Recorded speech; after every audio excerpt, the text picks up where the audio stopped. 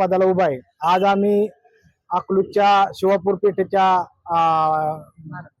पेठच्या मारुती मंदिराजवळ आहे आणि तिथून आम्ही प्रचाराचा सुरू केलेला आहे.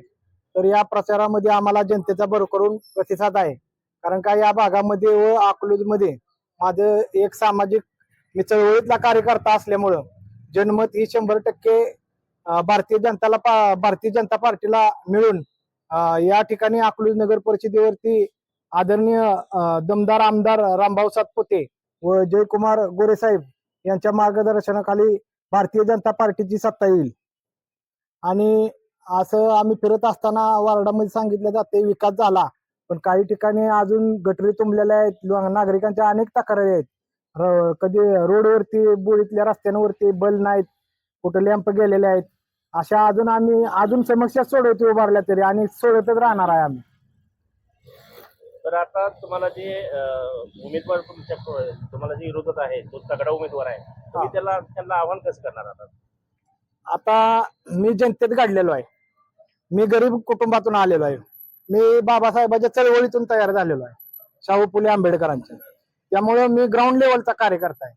आणि प्रभाग 5 मधली जनता कोण किती मोठा ही नाही बघणार, तर आपले ऑपरेशन, रेशन बंद, शाळेच्या अडचणी, मुलांचे उत्पन्न दाखले, ह्या सगळ्या गोष्टी बघून आपल्याला हक्कीच्या अंतरावर कोण उमेदवार आहे आणि आपल्यासाठी कोण येतो याचा अभ्यास करून लोक आम्हा दोघालाही आणि भारतीय जनता पार्टीच्या पूर्ण पॅनलला विजय करतील एवढा विश्वास व्यक्त करतो.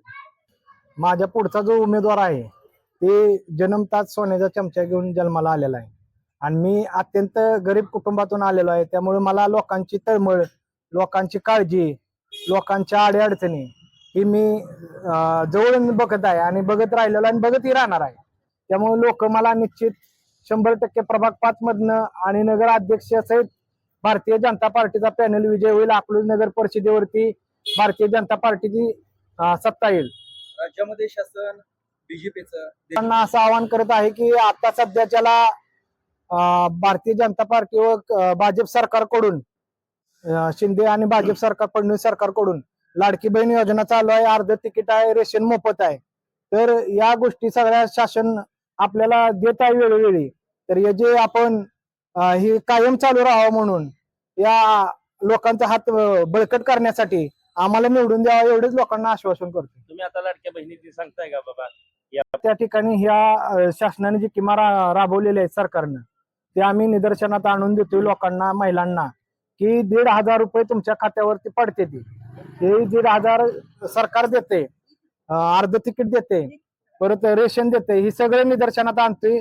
आणि महिलांनाही ही सगळ्या गोष्टी मान्य आहेत. म्हणजे अत्यंत या गोष्टीचा विषय काढल्यानंतर त्यांचं मन भरून येतंय की ह्याच्या आधी कुठल्या शासनाने दिलेलं नाही. त्यामुळं महिला ही 100% लाडक्या बहिणी आमच्या पाठीशी ठामपणे राहतील. कोणी काही बोललं, आश्वासने काही दिली तरी त्याला बळी पडणार नाहीत. फडणवीस सरकारच्या आणि शिंदे सरकारच्या पाठीमागं आणि अकलूज नगर परिषदच्या जेवढे उमेदवार आहेत शिंदे साहेबांची किंवा भाजप पक्षातर्फे, त्यांच्या पाठीशी निश्चित उभा राहून विजय होतील आमचे सगळे उमेदवार. आणि तुम्ही